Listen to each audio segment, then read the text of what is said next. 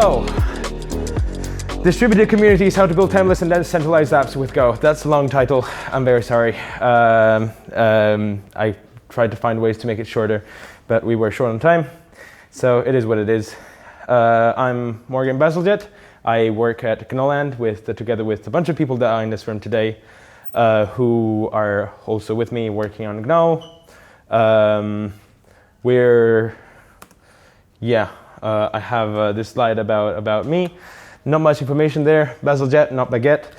In spite of my surname, I'm not French. Pretty much always worked in open source for a slightly small amount of time. Also worked in Go. I'm learning Zig to spite Rust programmers, and I'm playing the ukulele to spite my neighbors. And finally, I'm being silly in a company presentation to spite marketing. What we'll see today. So we're going to first have a small introduction to Gno. So I'm going to talk to you about essentially what we're doing with Gno and Gnoland. We're going to talk about a few examples of things we've developed, and we're going to see some stuff about what we're doing, and that's the part where we have the slides, where I have the time to make the slides. Then there will be the part that I will improvise, and that will be the live demo. So what we're going to be doing today is that we're going to be working on making what we call a realm, which is like a program on the blockchain, essentially. Specifically, a program on Gnoland to like build a small, say, forum on top of it. I forgot a slide that rightly Claudio said that I should talk about, which is a bit, who we are and what we do. Gnoland, we're building like we're essentially building a programming language and a blockchain on top of it. Gno is essentially just Go. Like the syntax is the same. We have less features, so I guess that makes us a subset technically. We have a few more features specifically that make sense for a use case. And compared to Go, because it has to be designed because we designed it for the blockchain context, it is specifically entirely deterministic, which means that if you want to access a file, no, you can't, because that could fail, that could succeed. Error management, all syscalls are out the window. So instead, you just have pure programming, and you have to do things in slightly different manners. But we'll see how that works in just a second. So what is Gno? It's a programming language for building decentralized and distributed applications. It's interpreted and deterministic. So there's a virtual machine that takes the parse Go source code and interprets it statement by statement. It powers Gnoland, a blockchain program with Gno code. It's not launched yet, but we're probably going to launch it in the next few months. Part of the reason why the team is here is to make sure that happens. And one of its key features is that we use global variables to use as a persistent database data store, subset of Go 1.17. And I say 1.17 because we don't have generics or concurrency. It's not that we don't want them, it's just that we haven't gotten around to it yet. But we'll get there sometime, maybe one day. Packages and realms. So this is the first distinction and the first bit of taster of Gno programming. As you can see, the syntax should be roughly familiar. If it's not, then what are you doing here? On the left, you have what we call pure packages, and on the right, you have what we call realms. Packages essentially are just the same as Go packages, utilities that you can import elsewhere to do stuff. And realms can also be imported elsewhere, but they have the feature of if you declare a global variable like this counter here, then that counter becomes is like a stateful variable, and you can, if you modify it, it's essentially automatically persisted to the database and recovered if you call increment again. So in order to show how that works, we have a small video which has been sped up. Maybe you'll not understand anything, but the idea here, I'm starting a new project. I'm putting in the import path, which will be loading it in. And I'm sort of adding counter with the same code as we saw before, which increases the integer and returns it. And then you have a render function which just returns a string conversion e to a of that counter. So then I'm going to go to the path where we see that counter, and I'm going to call this copy this command, and I'm going to use it to increment the value. This is all very fast, maybe a bit too fast. I'm very sorry. And you have maybe you haven't gotten what happened there at the end, but oh wait, it's still running. No, it's just very slow. Okay. So we'll actually on this sped up video we'll slow it down a bit if we can manage. Maybe not. Nope, we're ready. And the latest slide. Speed 0.5. So it's essentially increasing the counter there that is rendered on the web interface. Sorry about the speed. Then going on with further examples. This is an example which is more or less similar to what we're doing today. Specifically, it's how it's rendered on the web. We have an application that shows like a web application that essentially allows you to inspect what's on the blockchain and use the render function I mentioned before. So the render function spits out Markdown. It gets printed out here and it gets rendered. And you can build like small applications on top of it, like this kind of forum. We can see Osiris, Mark Vertus, and Jeff, who commented on it, writing various things. He was trying to do some span, but we'll get to how we delete posts like that in a second. And this is an example of the underlying code that's going on. For instance, to create a thread on this board's realm. So you have a function which takes in a board ID, a title, and a body, and returns a post ID. This is code that essentially is specific to GNO's standard libraries, which makes sure that this realm is being called by a user, and then we have some code to make sure that the user is registered and so has a username. Otherwise, it panics. Now, this is the first thing you'll see here, which you may notice is a bit different from Go, is that we don't do a lot of errors. Instead, we do panics, and the reason for that is that if we make a panic inside of our GNO code, then the behavior will be the same as what happens in Go. So, like an exception, the stack frames get unwinded, and then the transaction will abort. So essentially, anything that happened within like that code will be rolled back to its previous version. Then what we do there is that we get the board. Essentially, we get like a Go type, and then we add the new thread there, and then there's other code that goes on there. But it's all as if we're working directly with Go code and all Go data structures. Next is an example of something that we built around a year ago. We built, because it seemed a good idea at the time, a chess server built with GNO. The reason why I say it seemed like a good idea at the time was that it was a good idea. It just took a very long time because we didn't because it was much early on in the stage of development. There would be a lot to go through here, but again, I'm gonna go like just a little bit of a taster of one of its core functions to give you a taster for what it looks like.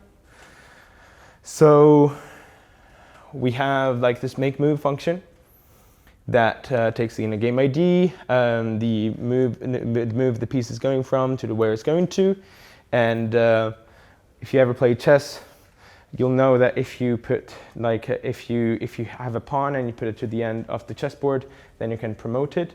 Generally, you promote it to a queen, but you can promote it to other pieces. So that's the final argument there. Again, a few things going on here. This is making sure that an end user is calling this, getting the game, determining whether it's black, and determining whether the colors are either black or white. And and more code like this. But as you can see, there's maybe not as clear here, but everything is always just put straight into data structures, just like Go.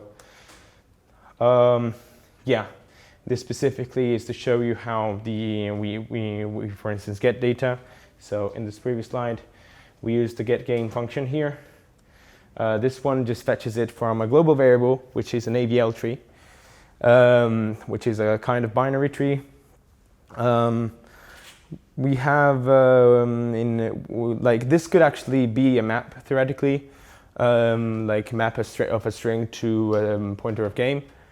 The reason why we generally don't use maps is because internally pointers are better in the sense that we can sort of store them as separate objects, and that means that if you have an AVL tree while on chain, it could potentially store several gigabytes of data without having to load all of it whenever you call it.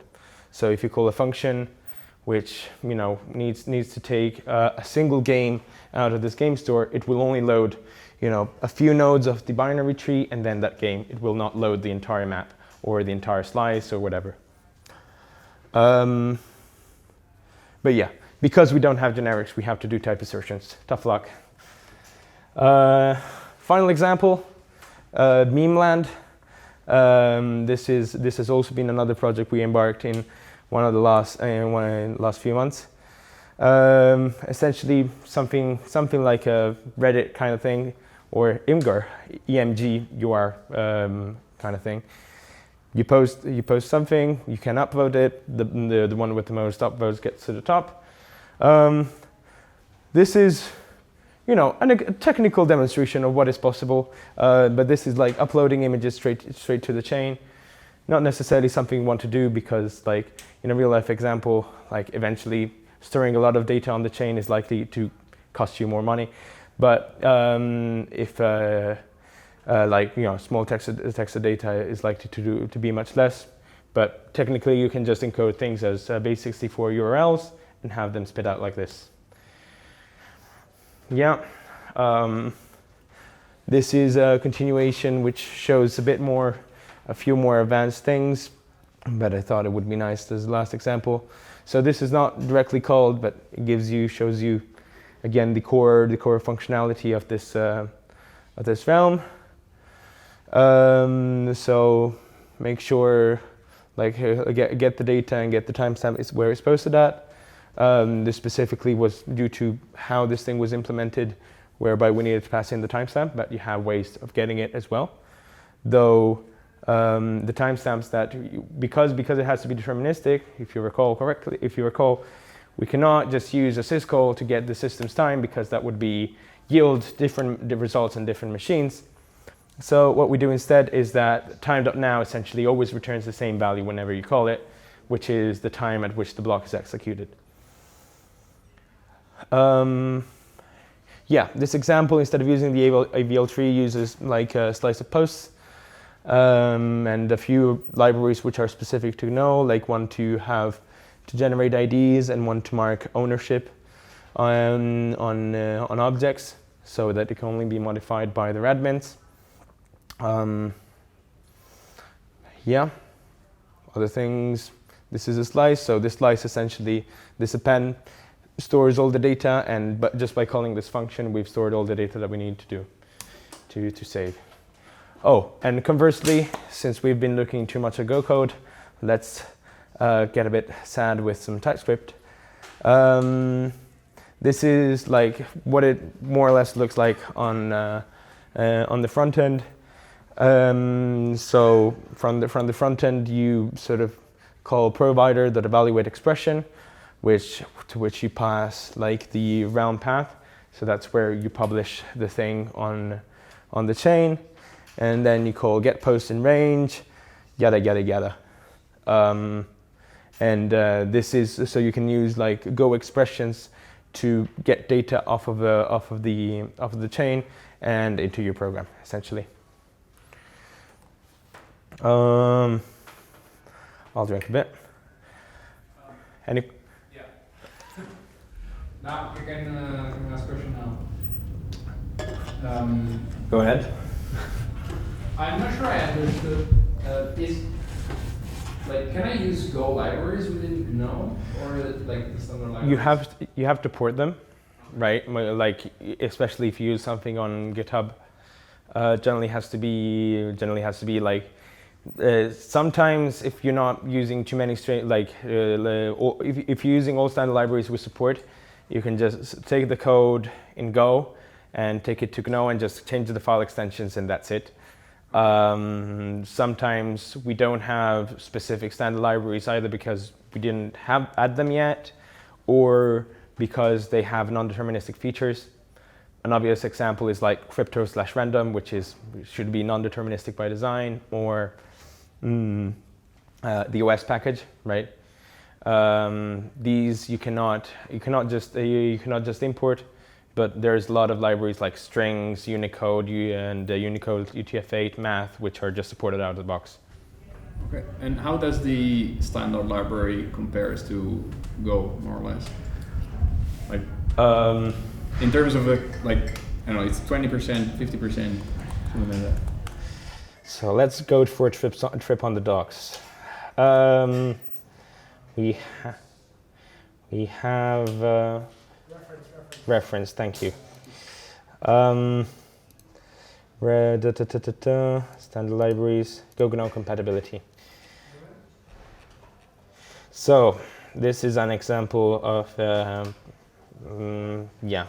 packages. So for instance, we're still deciding what to do with the context, but we have support for some encoding schemes. We don't have support for reflection yet, so that throws things like encoding JSON out the window for now. But for encoding data, the thing that we're looking to do is that if your function returns a struct, it can be automatically marshaled into JSON by the RPC node. So you only have to write a function which can be executed and run by both GNO code and by the front ends, for instance, right? There's the whole list here. It doesn't fit nicely on one page.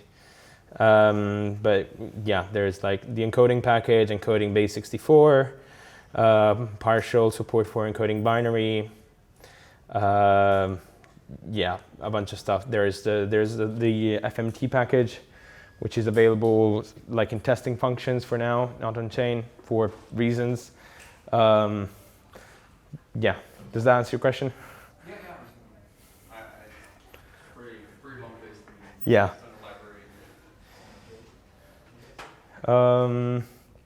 But yeah, I can send this to you later if you want. I'll get back here.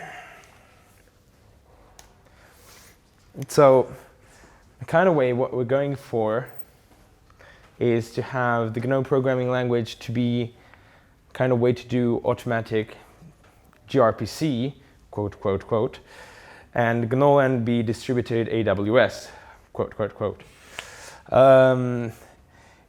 Automatic gRPC in the sense that every time you sort of declare and define a function, you are automatically creating a way for this function to be called both within other GNO code, but also from the outside world through RPC calls. Then Gnoland instead is the platform on which you can sort of submit your GNO code to be run and executed by everyone, on the web or on the chain. So using GNOME realms, you can write simple programs whose exported functions become automatically API functions. And Gnoland is the blockchain built on top of it.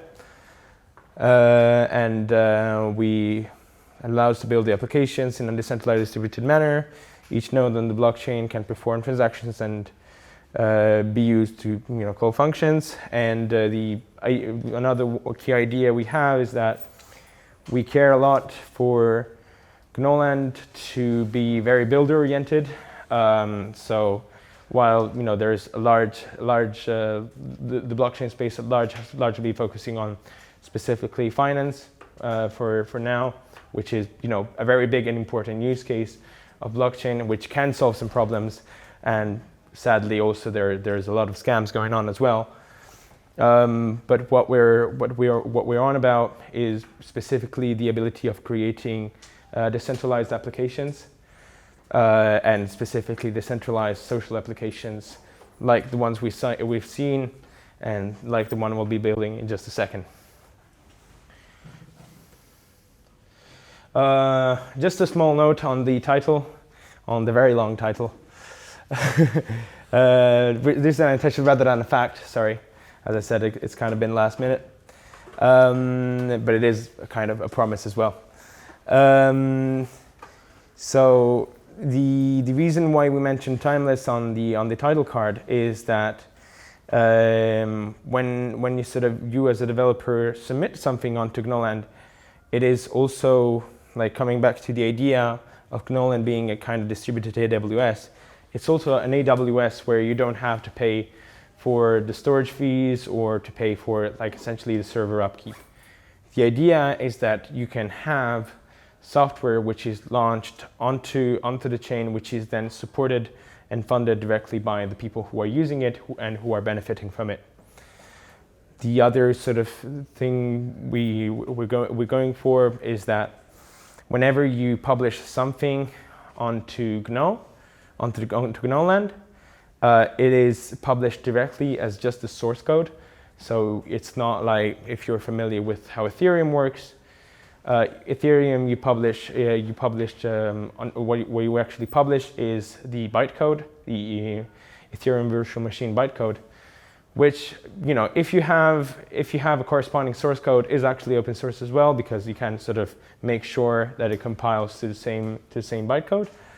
But you cannot. It's not like the default state for everything on chain to be entirely open source with the original comments and everything.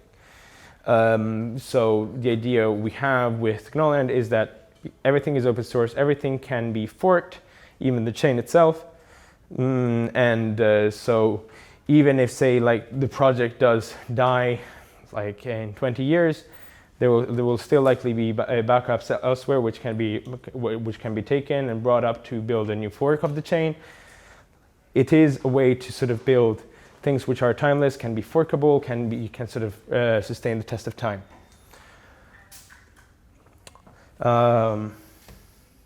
And yeah, with that said, I think it's time for a bit of a demo. So I'm gonna sit down for this one as I'll be writing some code. Yeah, let's get started. So as I said, we're gonna be building a forum application today. Hopefully how much time do we have? Well, let's give it 20 minutes. So we're good. So I have like a NuGet repository that I started here. So let me start with the new GNOME file. This essentially for now serves us mostly to, let me zoom in a bit, to guide us in sort of understanding what the import path, the package path for the realm is. So this way the associated tooling will understand where to look for. So we'll be looking at, we'll be making this one, and we'll start writing a new file, forum.gno, and we'll write a small initial function which takes in a string and returns a string, and we'll do the good old hello world. And now we're going to start the first tool of the trade, which is called gnodev. Gnodev is essentially a tool that allows you to give it some GNO code, and it will automatically set up for you a blockchain node with that code deployed. So we can open it up in the browser, and it's going to open up right here, and we should go to our demo forum.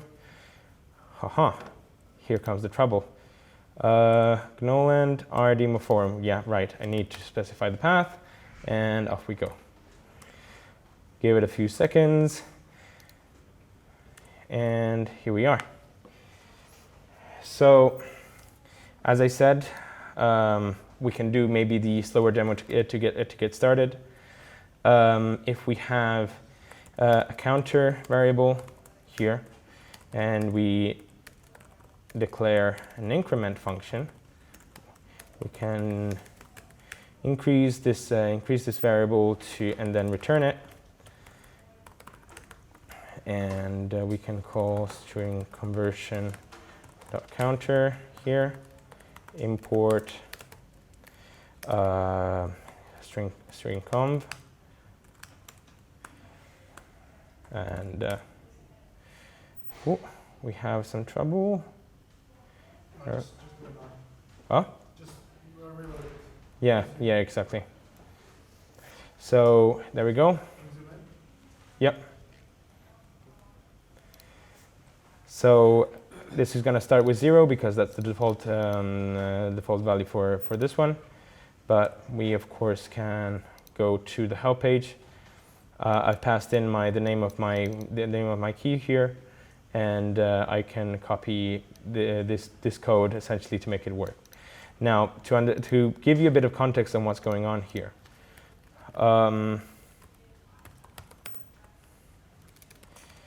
to access the underlying blockchain, a blockchain is composed of blocks, which are then composed of transactions, which change the state of the blockchain, right?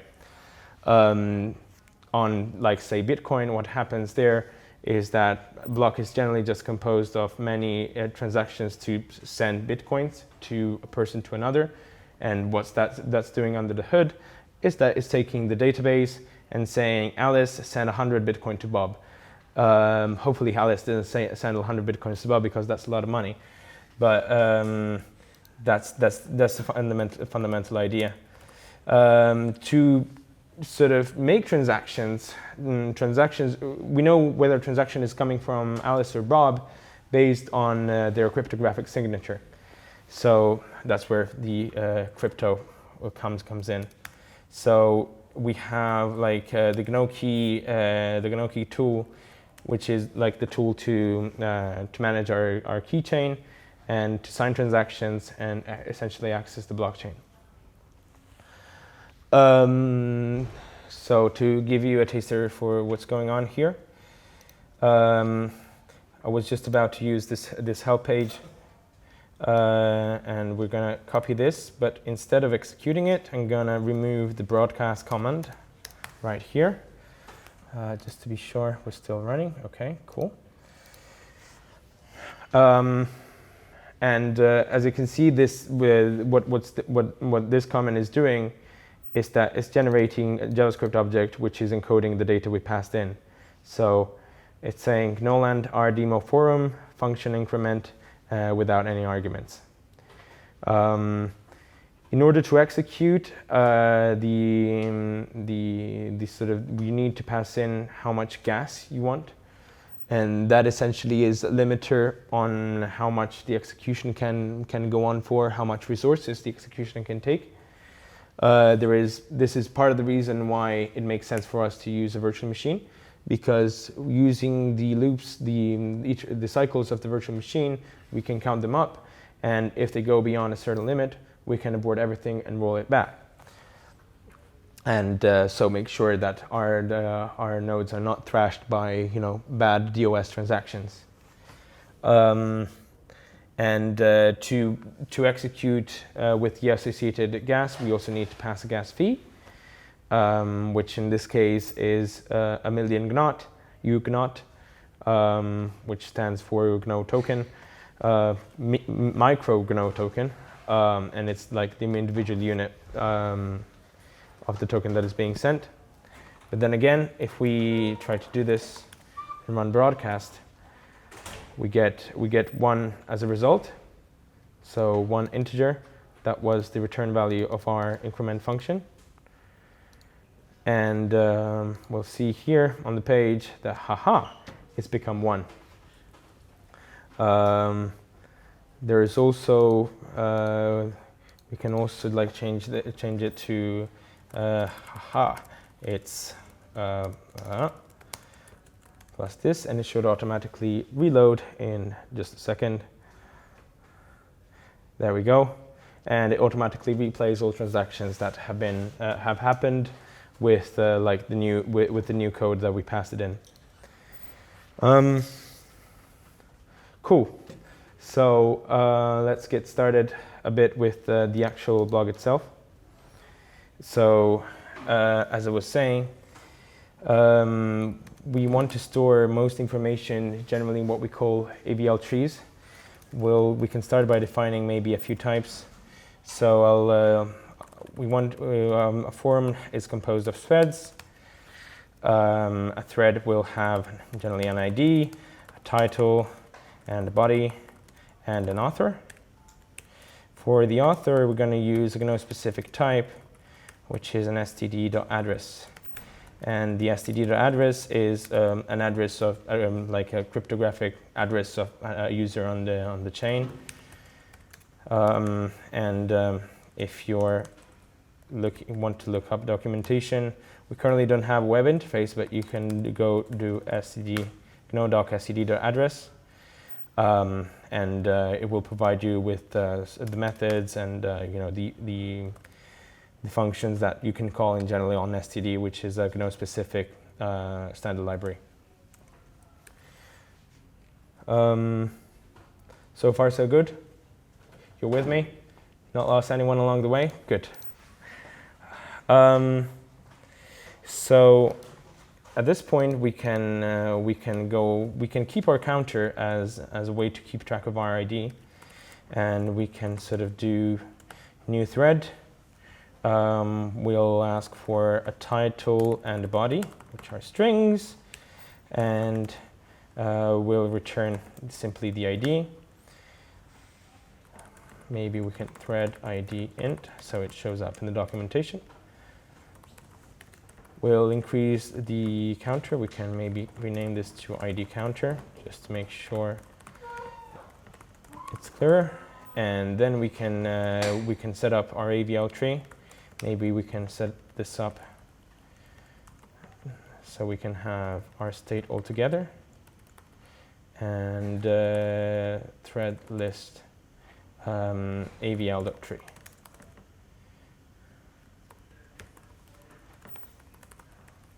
So we're going to import another package which is defined with defining GNO, which is the AVL tree I was talking about.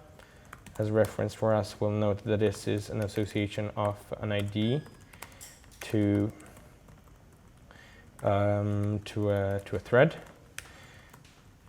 Now, by making this a pointer to a thread, every time we modify the thread, it will just be like changing something in the database. So imagine that if we access this pointer to thread and we change like the body, we're automatically just changing the underlying database. So we're going to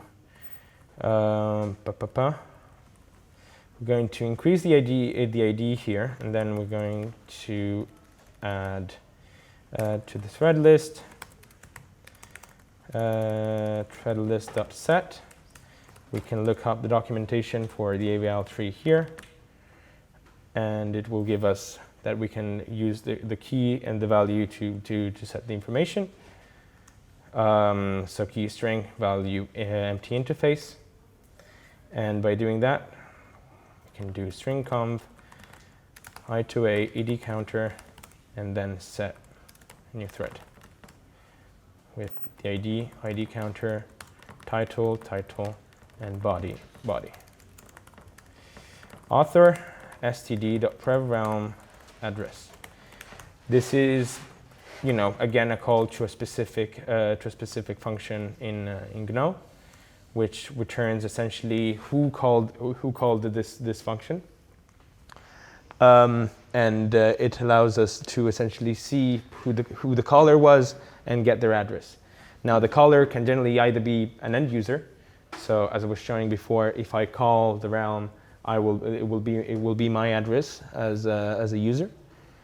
Otherwise, it can also be another realm. So if this new thread function is called, say, by I don't know, let's call thread creator, language Go, import Gnoland rdemo thread creator, and whatever you want to call it. We can import the form we were talking about.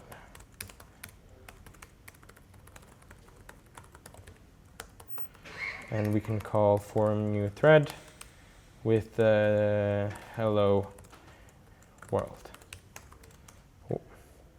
And this will have a different address because it's being called for another realm, for instance. So this is a way, for instance, where you can have a program calling another program and sort of being able to compose things on top of each other. The reason why this is particularly useful in the system is that in the boards example I was showing you,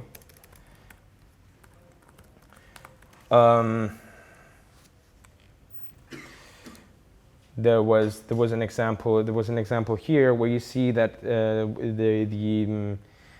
these usernames are being registered. Now these users do not have to be registered on RDMA boards. They can be registered on a specific realm that only tackles username registration. So if you click here, you get brought over to RDMA users. So you can build applications which compose and build on top of each other to build more complex stuff without having to reinvent the wheel, like registration and sign up every time. How about versioning? Like, what if we don't talk about that? No, just with that aside, we're still in the phase where we haven't really thought too much about versioning yet. Right now, the answer is you just upload a new contract, a new realm at a different import path, and that way it will be entirely new, and you can have like mechanisms to expose like the data from an old version and dump it into a new version, right? And create versioning that way. Okay, let's talk about like security. Can I override? Let's say that you're using my application, and then tomorrow I'll change it to something malicious. Yep. You will start using my new version with the malicious content. No, because as I said, you have to put it as a new import path, right? So there are ways that you can sort of get around that. Like you can one way you can make like versioning is like you can have pkg1 language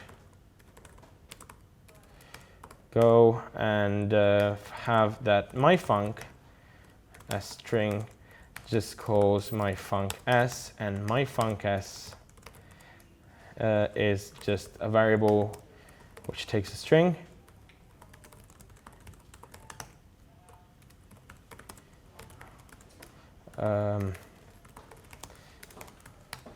And then we do myfunc closure, right?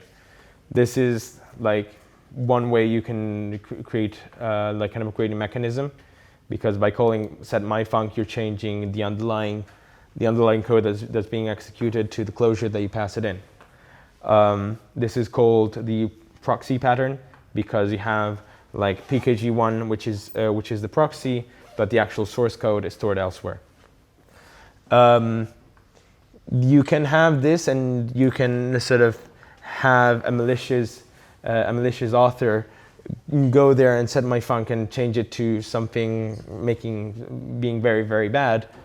But the thing about it is that because everything is open source, like if I go here, like say on RDMA users, I can always click on the source button and see like what's going on under the hood, right? So you can see how the register function works and so on. Similarly, if I have this kind of system, I have to write out how I'm upgrading my func, right? And so it's clear, like if I can change it to anything arbitrarily, like specifically what happens when I upgrade it. If you sort of have exactly this, then everyone will be able to change it to any function they want. So it's very, very unsafe, right?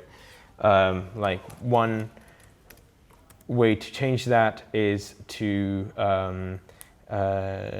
sort of say std prev realm address is the admin address, and then you have it at the top of the here, G1, this one. Well, actually can do this one, panic, you're not an admin.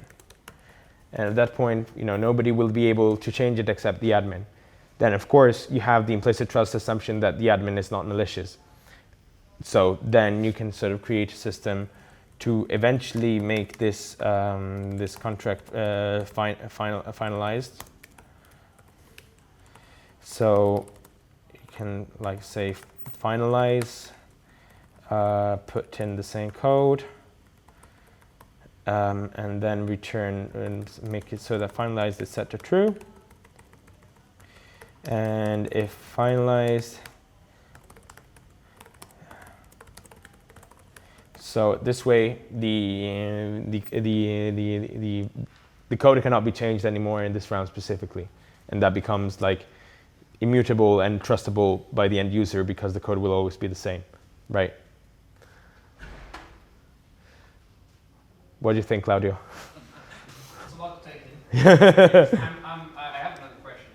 What if I want to integrate? I want to write an app, and integrate with Gno, just for some subdomains of my whole application. I was thinking while you were explaining. I didn't get your question, if it was a question. No, I was thinking ahead and say that I have to implement something, whatever it is, and I want to bring this technology in the project. I don't want to implement everything on this, just one part of it, and I want to integrate it with maybe a Go project. Yeah.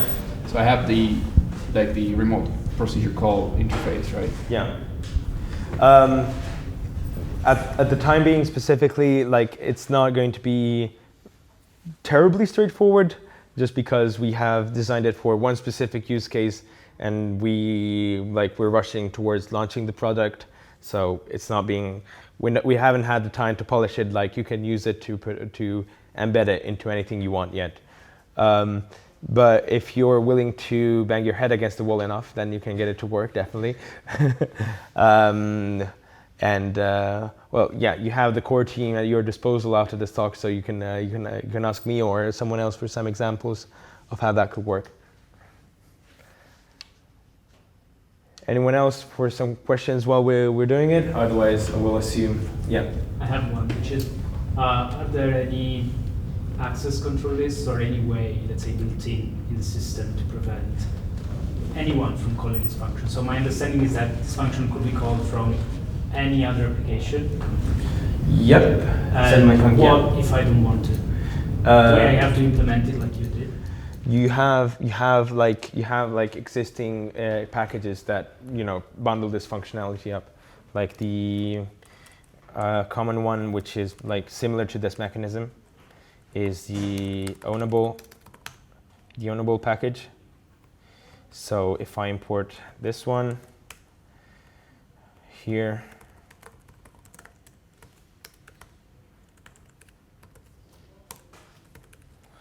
and I do the way it works generally is that I put ownable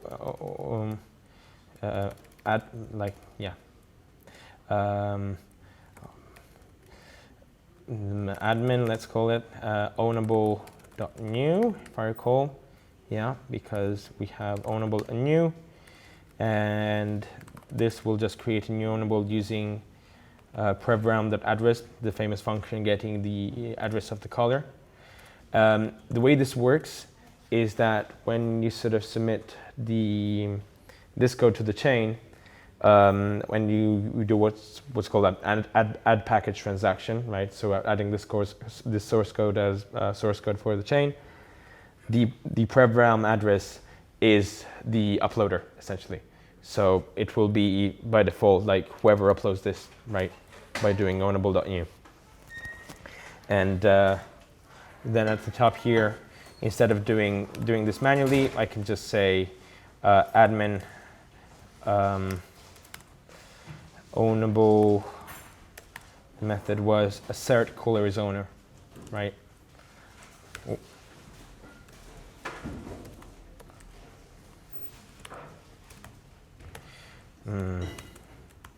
Yeah, there we go. And this way, it will automatically it will go through that code and panic if you're not the owner. So there is also an ACL system. This is quite ancient. I'm not sure how much of it still works, but it was designed to be like to have specific methods to add new users and remove users. Of course, it's still an early ecosystem, so if you do get interested, do add a package, please. But yeah, there's like the ownable is the simplest mechanism to just have one admin which can change stuff. But it always has to be specified like at the top so that you can also inspect and see what's going on. Yep. Is there a way, like a tool or also like a simple way to migrate from a traditional Go application into Gno? We know, not yet. Also, that would be like I'm sort of thinking. Yeah, it would kind of be tough to automate in some cases, but in some other cases you could maybe do some attempts. Like, because we have by default the system whereby the data is stored just as global variables, it's hard to have a way to translate, for instance, like querying a database, like an SQL database, into querying a variable. Or maybe you would have to like implement an SQL database in Gno, which doesn't exist yet. Though it's an idea of something that we could do. Well, at least have something you can sort of query using SQL-like functions and so on. But yeah, there's no automatic tool, and for now it's probably still going to be a manual for a while. But we might write. It might be good to write like a Rosetta Stone for like how you could do things in Go and have them in Gno. Well, good for now. Shall we continue with the forum? I think we'll get the chance to just create maybe a thread for today. But let's say we return the ID counter here, and let's reload everything. Undefined counter. 34, grazie mille. Because it's now an ID counter.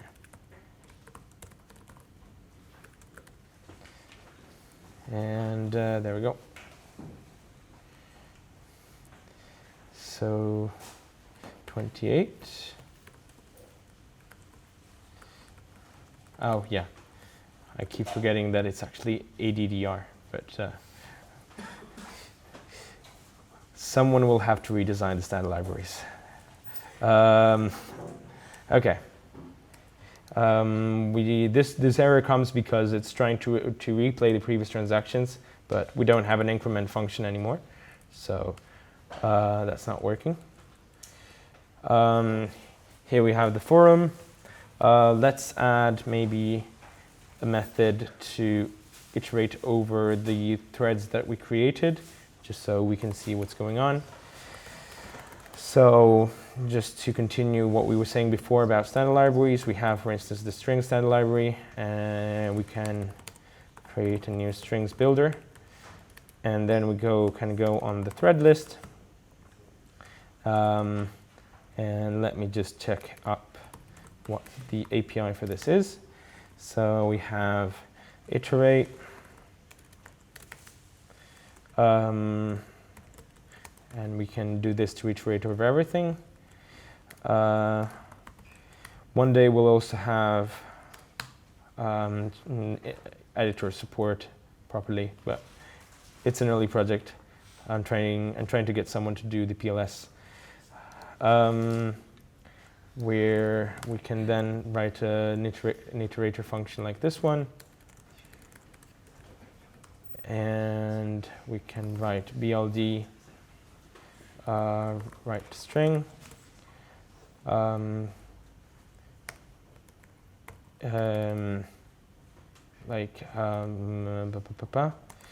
Key. Actually, let me show you another package that we can use for this case. So we have a small formatter package, which is a subset of Go's big formatter package, which we can use to call sprintf with the IED here, and then we can put value thread. We'll put the body, but the title by s. What's the name of this realm? Forum s. So key. Actually, key is a string, so we'll change it to that one. Then we have a thread.title, the key again, and the thread.author.string. Okay. Oh, thank you. This is the good thing about doing some live coding. Returned, was it returned true or returned false here? False. Okay. Now we can check this out. And we don't return the value of the builder, so we're not really going to get places. One push up every compiler.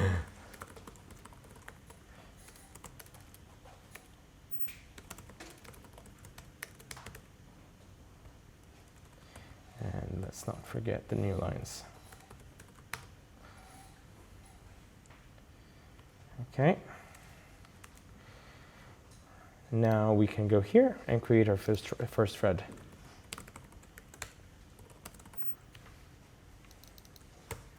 Copy the comment, call it in here, my wonderful 0-character password, and there we go. I know this is not very exciting, but kind of uneventful. I would say that even the fact that we didn't get a huge stack trace at one point was a success. But there it is. Last thing I'm going to show you, because I think then it's time for aperitivo, is how we can use this to make actually have parameters. There we go. So we can use this :1 is actually passed in as an argument, and it's the parameter you saw up here. And so we can say that if parameter is not an empty string, then we can go ahead and instead fetch from the thread list .get param value OK. Thread not found, and otherwise return. We can try to make the thread like this. What shall we do? We'll put the title up here, and then we'll put the content up down here.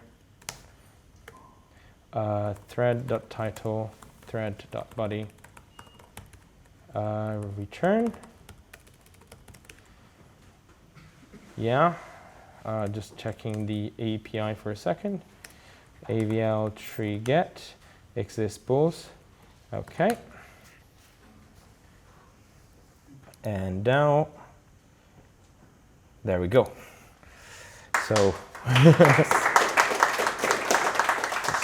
so by simply having this, we have set up this small forum. Of course, it can get obviously more complex than this, than what I can show you in half an hour with questions. But you can obviously go there and add replies, and then add moderation and all this kind of stuff. But you can find out more, obviously, on our documentation. So, yeah, quickly, why do we need Web3 dApps? I copied these slides from Gnoland's presentation, but I thought it would be fine to mention this. I put the screenshot specifically because is every Club Penguin server being shut down? I never played Club Penguin because I'm too young for that, but maybe some of you did, and it was something like in the 2000s, which at one point the game developers decided, oh, we're out of money, so we're going to shut it down. There was a huge community, there was a huge player base which was really passionate about the project, and which was very sad to see this go. So what we can have, what blockchain can offer us in this context is to have platforms where to develop game servers like these, which can really outlast its creators as well. Both because, by default you're building open source software, but also because the servers don't have to be managed and paid for by the people who originally made the software. And likewise, you can avoid many scenarios, perhaps like the ones that happen on our incredible journey. If you don't know this blog, then you should. It has a list of all the sort of acqui-hires and shutdowns of services that have happened over the course of many, many years. From the beginning, Bitcoin proposed to do, even in its original white paper, there it talks, specifically about the finance, which is about the finance aspect. But it sort of goes on to say that in centralized banking institutions, you have these centralized actors which have to control all the transactions, and because they are centralized, they cannot help but be also mediators when doing these transactions. And there's a lot of added costs that have actually to go there, and that's why. That's why you have costs there, and you don't have truly non-reversible transactions like you have when you pay someone cash. In a kind of way, the purpose to begin with all blockchain projects is to, right there without any margin, achieve trust in a trustless environment, and it's something that we can do, and something that if we can also do to build social applications, we can use also to build social applications which we know are not necessarily harvesting all our data to sell to advertisers. That's it. More questions if you have them, but that was my talk. Thank you.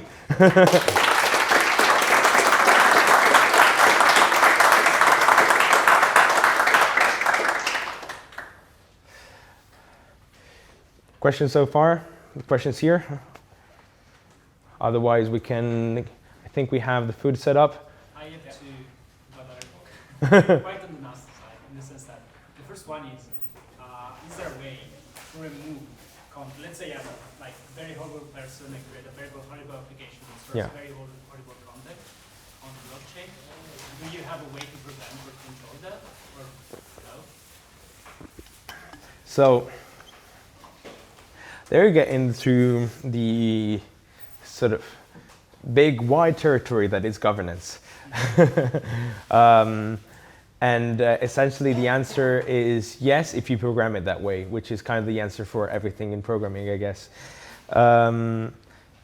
You can sort of program it that way. It has trade-offs, right? The way we're sort of building Gnoland, Gnoland's governance specifically is one which wants to put the power more specifically to the builders that build the chain, rather than what are known as the validators. The validators on the blockchain network are those which execute the transaction and create new blocks. Essentially, it's what happens on Ethereum. On Bitcoin, there's the parallel concept of miners, which is essentially the same thing, but we don't call them miners on Ethereum and here because it's not a proof of work system. It's a proof of stake in case of Ethereum. Ours is proof of contribution, but that's a rabbit hole. We can talk about it later. So specifically for what we have, we'll have like a governance body which takes decisions of how to develop and what things to add and improve on the chain, which is primarily composed of its developers and people who built the thing, right? So it will be us, but it will also be partner companies, and we'll be all app developers who will hopefully come along the way after our launch. We are still on the fence on whether we want to have like a security mechanism where we can say if this is too dangerous, so we want to remove this, right? Especially it gets a bit tricky here specifically because if you publish a contract on which other contracts then import, then you're breaking the contracts that import that one, right? So it's tricky territory, and it's kind of a lot of details that we're still figuring out along the way. But in substance, you could do that if you program it that way. Yeah. And the second will be energy consumption, and how efficient it could be to develop an application this way compared to, let's say, pure Go. Yeah. So, well, our VM right now there's two levels. There's the level of the execution itself, which obviously that can be optimized as any code can be. Right now it's a VM which exists mostly as a proof of concept to get us to launching and to have a base on which to build stuff. Within the team and outside the team, we're actually looking for ways to have alternative implementations of the programming language, right? So not just using the same VM. There's a project to which is written in Rust and instead has a different architecture for the VM. There's a project by another core team member to use a different way to interpret Go code instead of using a stack-based VM like we're doing. We're trying different stuff, right? So there's the optimization on that side. Then there's the energy consumption. The energy consumption there, when you have it on chain and execute it on chain, you essentially are, at the end of the day, executing the same code times and validators, right? So it means that you have more energy consumption than you would in a normal Go application due to this fact. But it's not the intensive mining process that Bitcoin is known for. For instance, it's more comparable to, I don't know, having a cluster of servers which verify the same thing, right? So it's considerably less. There's also some managing computation that goes on to create consensus between the nodes and all of that. So there's some other stuff on top of there. It's worse than running it just on one machine, but that's kind of to be expected. Hopefully that gives a good good overview. Cool. All right. So when's the launch date? We agreed today that we can say Q4, which is this quarter. Which year? This year. Cool. So thank you very much. Thank you. Before we go, One more thing. If we have a couple programs that you may be interested in relating to what we do, One is a bounty program, one is a grants program. Bounty program, we are opening up some issues for some bounties on things you'd like to see developed. If you're looking for some well, not necessarily small, but some freelance jobs or whatever, you can talk to Michelle down there. Same for the grants. If you're, we're offering some grants to explore and develop on the Gno ecosystem because we're launching and we're looking to expand it. And again, if you wanted more information on that, talk to Michelle. All right. Thank you very much, Morgan. Yeah, thank you.